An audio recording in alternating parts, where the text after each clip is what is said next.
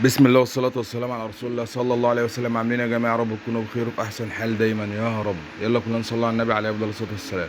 عربيتك بتتسرع ومش عارف تحدد العيب، مش عارف تعمل إيه؟ اتفرج على الفيديو ده. أول حاجة زي ما انتم شايفين كده العربية بنيجي ندورها بتتسرع، دي حاجة زي ما انت شايف كده العربية كده مسروعة ودايرة. المفروض أنا أول حاجة بختبر المانيفول، بقوم جاي حاطط إيدي على البوابة بحالها كده، يقوم جاي العربية مبطلة كده، بعرف ان المانيفول بخراطيمه تمام. المانيفول كلامي واضح، المانيفول بخراطيمه كده تمام. بدور العربيه تاني واختبر البوابه، لا مؤاخذه بحط صبعي في سقف البوابه من فوق في الفتحه اللي هي بتاعت مجرى الصلانسيه، العربيه ما بطلتش، بس هديت.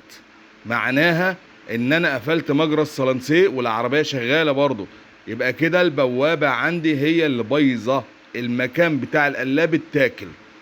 يبقى الحساس شغال بس القلابه اللي بايظه، البوابه هي اللي بايظه، فطبيعي البوابه بتيجي بحساساتها.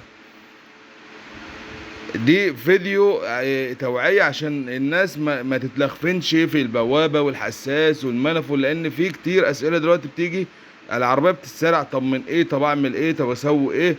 تبقى انت كده عرفت على طول، يا بوابه يا حساس يا منفول.